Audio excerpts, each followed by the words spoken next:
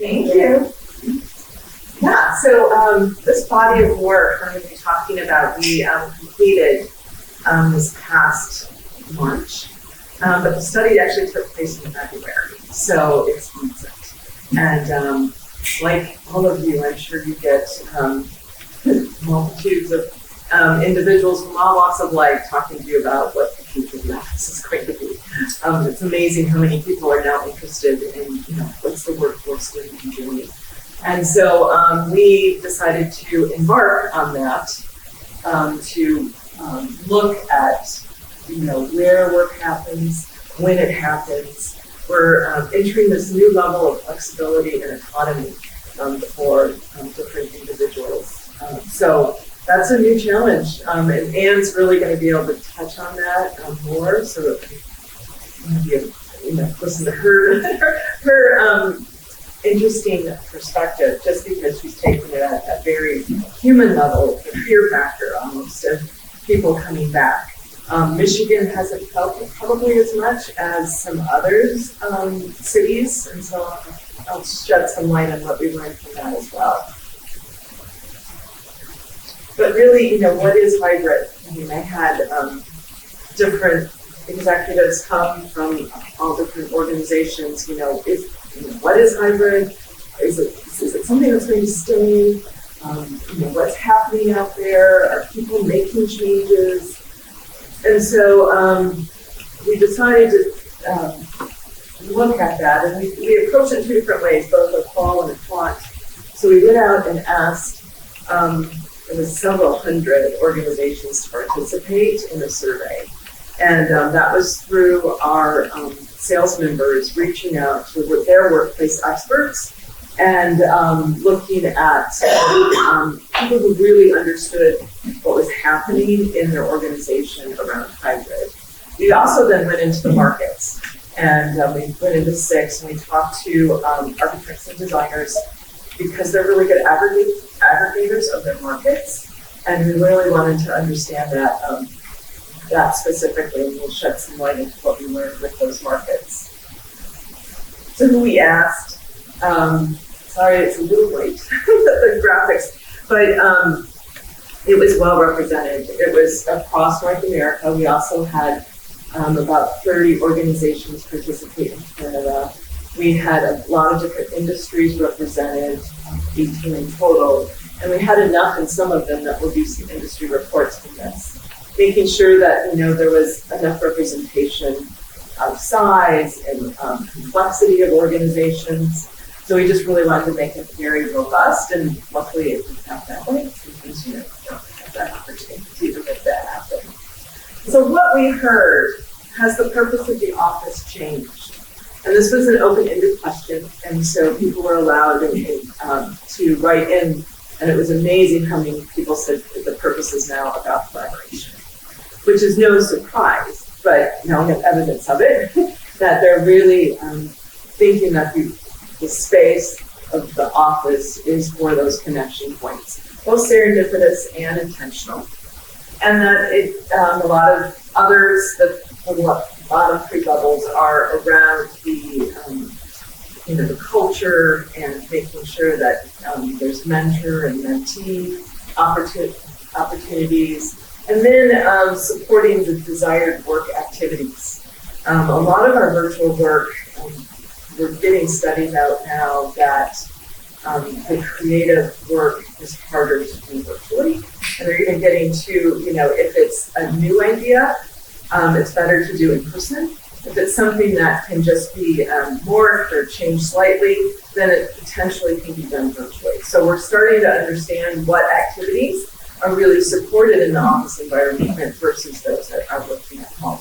So we'll be able to see more of that coming. And this kind of demystified is hybrid, a term that everyone's using. 88% of those organizations said that, yes, we're using the hybrid term. The only other term that continued to come up was flexible. Are you guys hearing any other terms that are staying around that are new or different?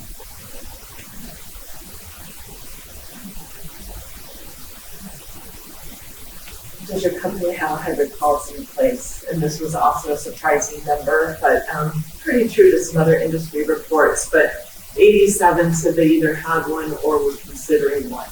And there's only the 8% that said no. 13% who said they were not considering one. So then we wanted to understand the nuances of these policies. So we put out some questions and what motivated the implementation. And what we're really seeing is hybrid policy is about the people. It's not about the industry. It's not about cutting costs. It's all about supporting individuals and helping them be as flexible to accommodate their life and how they balance their life. And then we wanted to find out, are people landing on a policy? Do they think they have the right answer? And the thing through this data was we don't have, people are just starting or they're actually on their second or third policy. So it's a lot of fluid elements there. So there's no direct way that organizations are doing this. We're just learning as we're going. And then 52% started in January 2022. So a lot of them, are just beginning or are on their newest policy from January 2022. No one size fits all, so who's mandating them or who's asking the organizations and the executives. In our study, it showed, I know there's other studies that say the occupants really feel like they're making the call, but in our study it said that executives or the organization were instituting the hybrid mandates. Other flexible work policies, so some were instituting 4 hours, some were going fully flexible, and then the 4-day work week is starting to come up more and more. So that was interesting. About 15% of the organizations that we were talking to had some type of either 8-hour or 4 10-hour work days as a potential policy that they're interested in. Days of the week, still that 3 seemed to be the magic, but 22% still were like it's completely flexible. So again, we're not sure where we're going to land. And the formality of a hybrid policy, there's a lot more. There's 58% are formal, and then 38 were informal. So again, just a lot of variation. No one size fits all.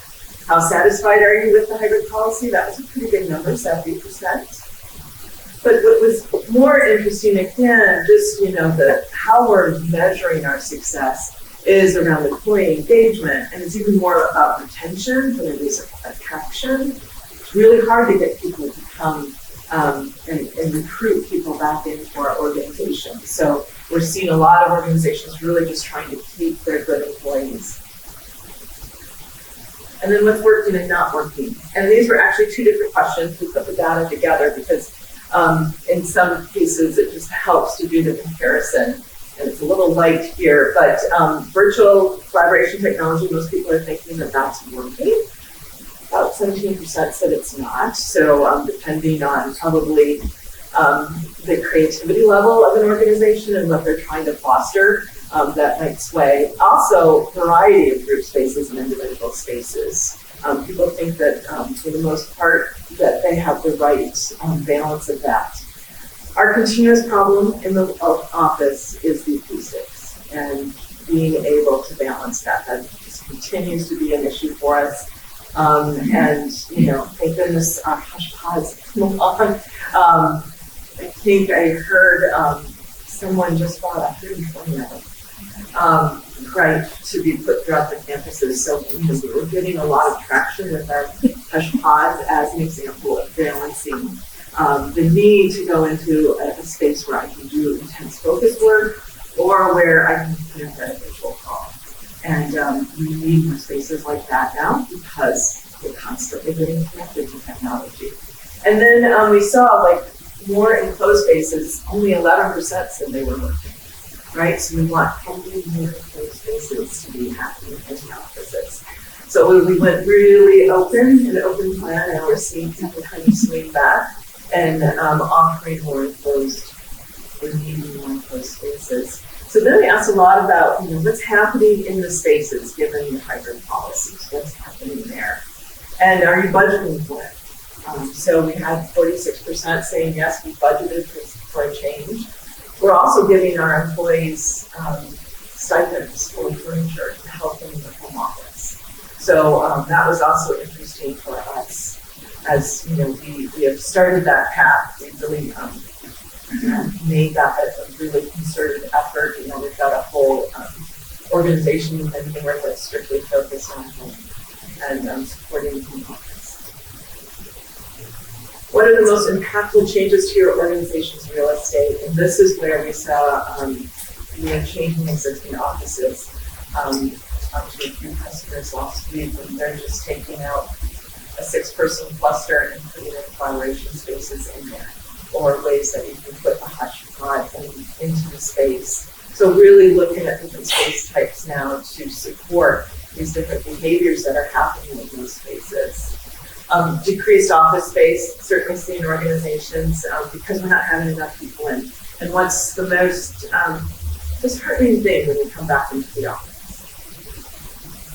No one's there. No one's there, right? Like, I made it all the way in here and no one's here. Why did I do that? And so we're seeing organizations say, we have 5 floors. We're just going to, condense our population for now and just use the first 2 floors as a way to just create that appropriate buzz that needs to happen in those spaces. I have a question. Did you look at the psychology that goes along with someone losing their own office? We did. This study was strictly, we weren't talking to the occupants. So, So that's where I think Anne's going to uncover some of her understanding of that psychology. We know it's a big, and I'll share with you too how organizations are moving in that direction of sharing, right? And so without having assigned stations, a lot of organizations are moving away from it. But there is this ownership, right? There's this, there's also entitlement as part of it too. Like, I deserve, I'm looking for your organization. Mm-hmm. But if you where do I put my stuff? Mm-hmm. Yeah. So there's a lot of that going on as well. So it's a great question.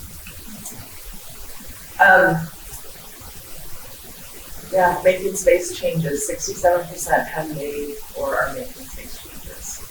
And those who made space changes are also more satisfied with their hybrid policy.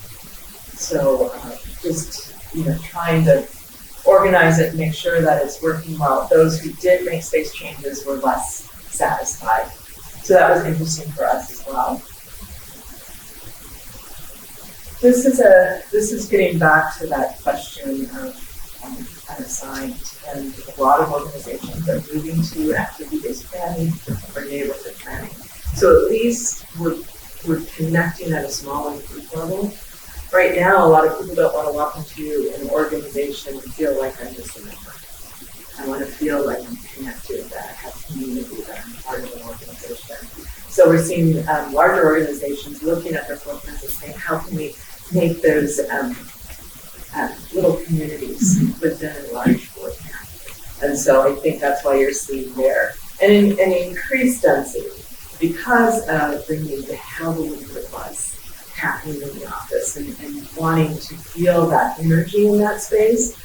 But we want it, but we also don't want it to be distracting, right? So there's this really interesting tension that's going on. And while we predicted this, we have evidence that it is true, but that the shift from individual spaces are moving to more social and group spaces. And it's a 50-50, almost a 50-50 split now. So that was interesting for us to understand. Could you share a little more about what's considered a restorative space? Yes, so those are spaces where either it's a social connection in the sense that there's food and beverage, so there's a way like it can nourish my physical capability. It's also about mental fatigue. And so when you're looking at spaces that just allow you to take a break, connect with soft fascination, which is When you're looking outside and you see clouds move, you can kind of get lost in soft fascination, and that actually has restorative qualities for you. So that's what we're looking at when we talk about soft fascination or restorative spaces. It's also about just taking a breather. Like I just need to disconnect. I just had a bad conflict. I need a way to just kind of collect myself. And so we're constantly looking at these zones in the spaces. And it's also about the connecting them with nature. It's interesting how many organizations who had mandates that they would never put a plant in their facility, right? And now we're all done. And I don't think anyone will get into plants, but we might get into planters. So it's just looking for opportunities, right? What about the music, like the water crashing against the... Yes, and for some people that's good. Sure. Yes, and some people it's not good. Right, so it's that balance of providing that variety within the spaces like that happen. So yes, the trickle of water. We've played with a lot of different acoustic qualities of spaces and try and provide natural elements in the space. Some find it even more distracting. So it's just a really interesting fine tuning that we have to do with that.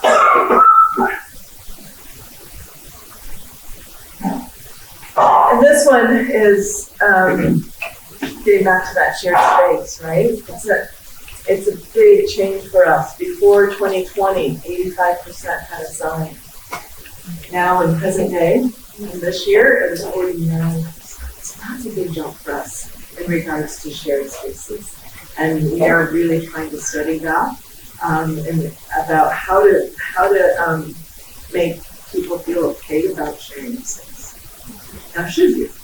Is another question, right? So some organizations say, yeah, if you're an employee, you're going to get a seat, and you're going to get an assigned one, and you're going to own it. But there's other organizations who are saying, if you're only coming in 2 days a week, you can't afford to have that space for you. So just looking at the different ways that organizations are trying to navigate this and think about those shared spaces. So that's a big one for us.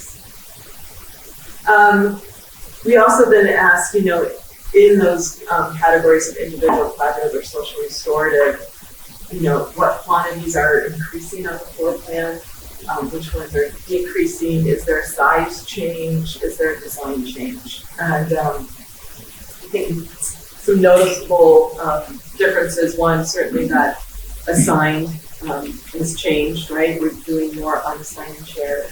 The collaborative, we want more enclosed conference rooms, and that was, evident of other ways that the data demonstrated more enclosed conferencing or more enclosed spaces.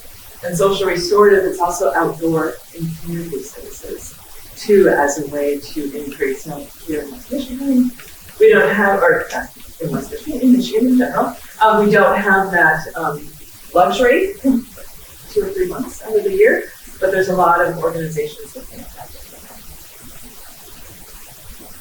And just different ways that, we look at those spaces. And just to kind of give an example of individual collaborative. We got lucky with Echo. Echo is, it's the composed Echo, which helps people with orientation and choice. And talking about, even sharing a space, I can dictate and orient myself, and I'm not necessarily stuck in a specific way within that workstation. So I'm just looking at more autonomy for the individuals. Our tools which are coming out around more analog happening in those spaces too, because I'm coming to connect and coming to share ideas. So providing spaces that can really enable those connections to be meaningful. And not just in the digital realm. I'm not coming to the office to just look at the screen again. I'm doing it to come in and actually activate the space. And so how do we charge that up? And then those social connections. Tech is also, just growing exponentially. I think people's tech budgets just, are large and will continue to be large. Newer monitors are coming out that are cheaper and better, and so a lot of organizations are spending a lot of time and energy in making sure that their tech is right. But at Hayward, we're also trying to understand what that means from a service perspective, because that tech is creating new behaviors for us. And so how do you design for those new behaviors? Also, we're looking at occupancy sensors and utilization. There's a lot of data now, we have to help make sense of it. So we're also partnering with Free Space and other organizations to help us understand how we support customers in that effort. And then we asked, is there anything unique that you're doing about the future? And we've just seen a lot of people say piloting and testing and just trying to do things differently in hopes that we're going to reach the right population within our office space. So hybrid policies are fluid, they're here to stay. 67% are making changes. For a long time we had customers say, well, we don't have to do anything, so we're just waiting for it. But, nerds now are making some changes. It's not like holistic.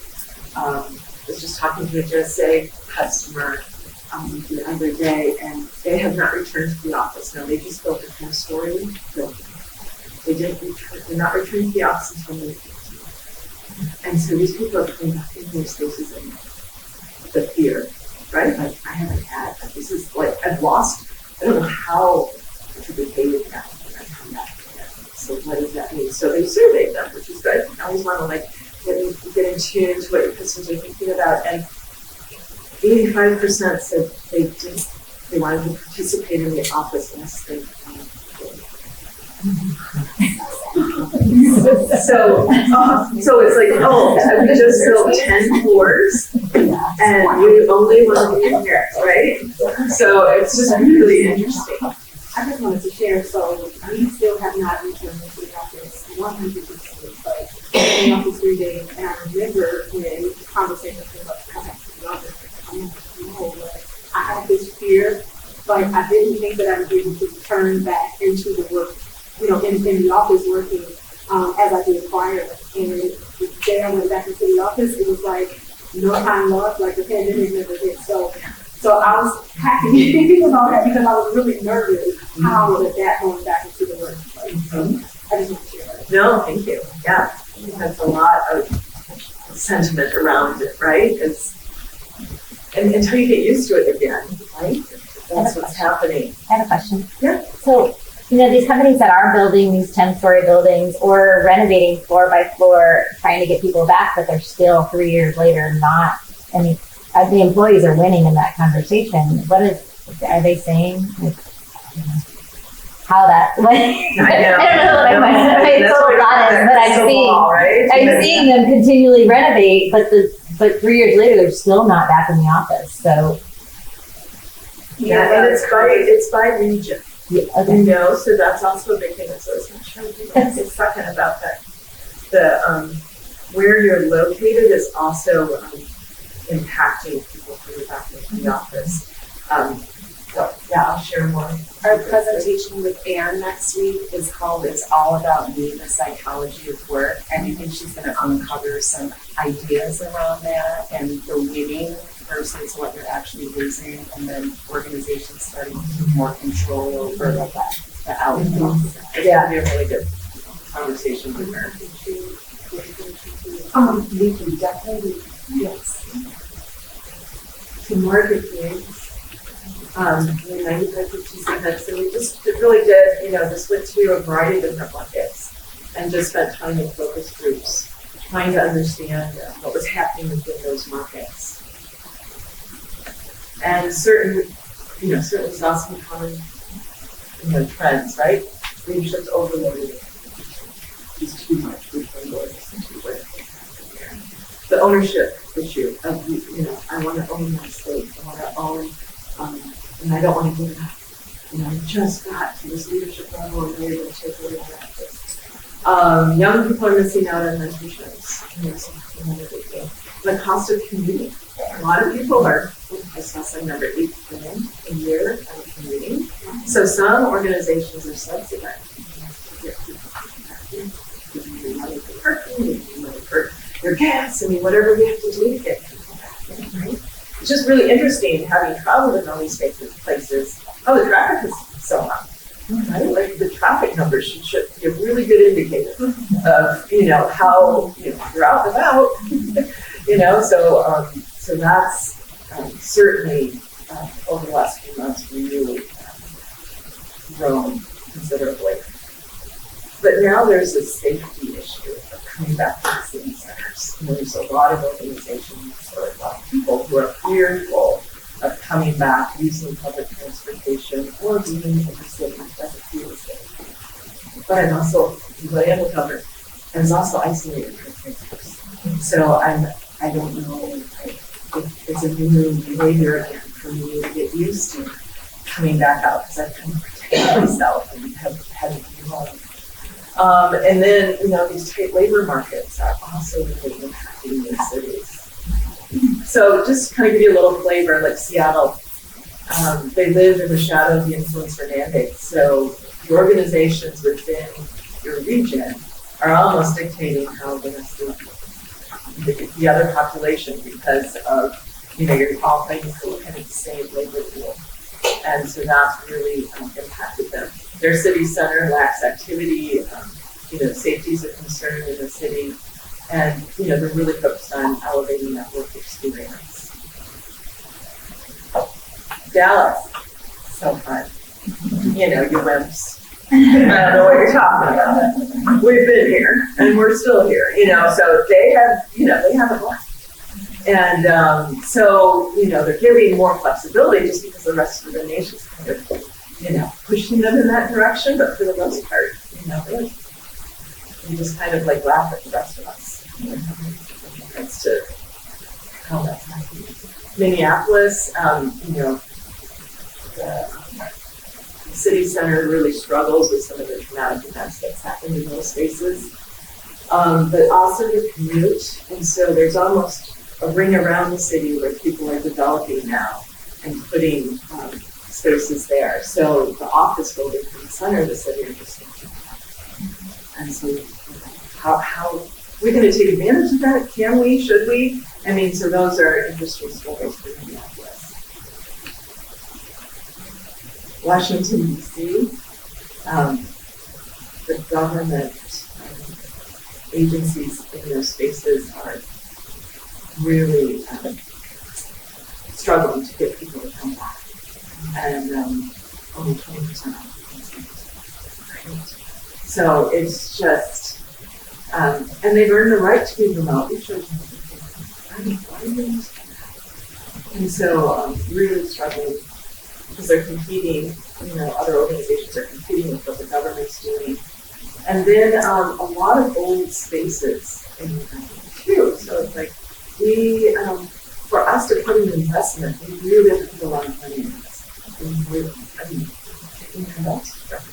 Right? So really looking at that struggle and that how those societal issues are impacting the organizations that are impacted.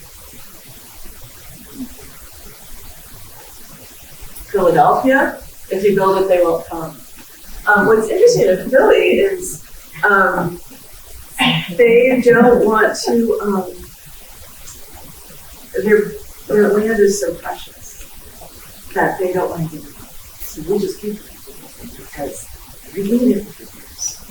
And it's so hard to get in that region. So they're just really fighting for land. Yeah. And the last one, Montreal. We take the time. They were just, they were the one market that stayed longer. It was just really much more social. It was all about being together. They had this big fear of missing out. So they were just, their society, their restaurants, and all the different activities in that city center were just, much more friendly and lovely. And, the fear was it was more the fear of missing out than the fear of being together. So, we're just seeing. So, in understanding that, it's just how these markets, it's so location. You can't do a hybrid policy that you can spread throughout a global organization. It depends on where that population resides. So the complexity now for us as we navigate what does the workspace do? What's the purpose of the workspace?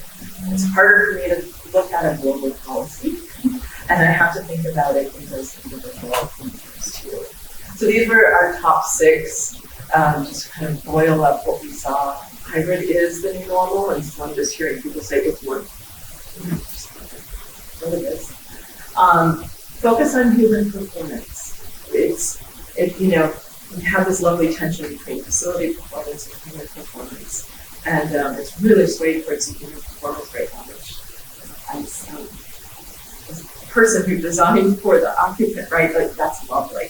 Instead of fighting for the cost or the reaching to fire code density levels and things like that, no, we're really focused on humans. So that's just, for me, that's so refreshing, but I know it's brings me back a little bit. We all kind of feel that, we just don't know when. There's still uncertainty, right? Like, well, we're doing hybrid policy, but is it right? And how I design our spaces for how my people want to work within the workspace. Acoustics matter. That we still have to work harder on that issue. I mean, it's all of our problem to solve and how to support that distraction. Tech can make or break hybrid. The creativity, really just seeing a struggle with the tech with creativity. And so things, different activities are going to be supported better with tech. And so we have to get better at understanding what that might mean. And then facilitation. Any other questions?